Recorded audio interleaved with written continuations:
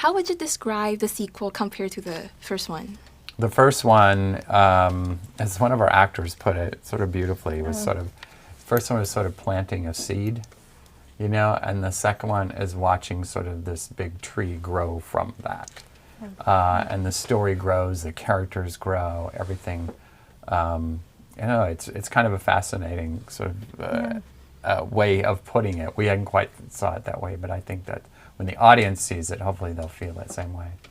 I think for the first one I had come in, Chris had started with a beautiful idea of looking at true love in a different way. Not romantic love, but of family, love of family, and the power of that. And I fell in love with that and got to go on that journey, and we developed the characters together in the story, worked with Bobby and Kristen. And we worked every day and were very close with each other, but these characters. And then deciding, when we asked the question, why does Elsa have powers, and realizing there was more story to tell, we got to go deeper. They are maturing, so we explored that again together, this concept that their world is expanding as they grow up, the idea that the responsibilities are growing. And so for us, I think from the first to the second, it started as two sisters, and two sisters anchor this entire thing, but the world and the expectations just keep growing, and that's life as you mature and grow.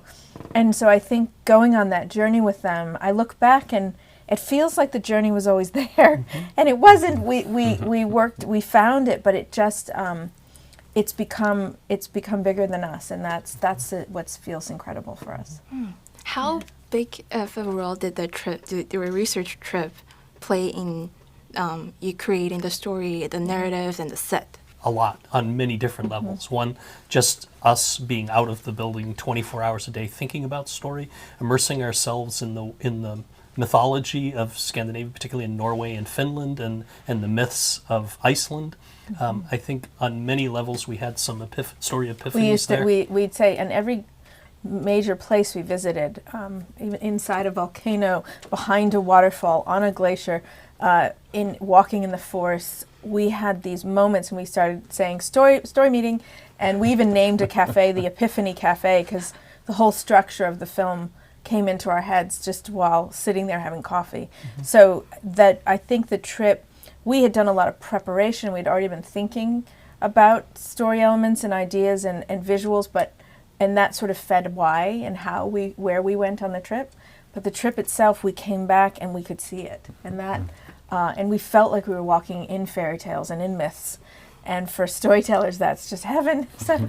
But what are the most initial inspirations for the story? Well, one of the ideas is just, it came from, our personal lives too, because we bring a lot of our personal lives into it, was that our kids were growing up, our kids were in college or graduating college, and it was going into college, but they're all growing up, and it is that stage. We sort of looked at the end of Frozen 1 as our characters just graduated college, and now they're ready for the world, but what does that mean? Where are they going to go? What are they going to do? Where do they really fit in? And what do they have to give the world? And so that was exciting to us, and that's where we sort of started. That was kind of the beginning of it for us, and again, taking very personal experiences and being able to talk about our journeys with our own children, and then bringing it to our animated children. Yeah, and I think from the sort of mythic side and fairy tale side, we went back. I mean, obviously the old folk tales of Scandinavia and the original Snow Queen, which takes place, there are reindeer and there's enchanted forests and lands and being reconnecting with that. But then going to the old Norse myths, which you found a lot of in Iceland especially, that really have a different level of magic, and a magic where you're looking at people like Elsa who have magical powers, and the burden and responsibility they carry, and these quite epic and tragic stories were we started really seeing how Elsa's gift is also comes with a great responsibility for her, and all of that was brewing as we were on this journey, and it was really inspiring for us.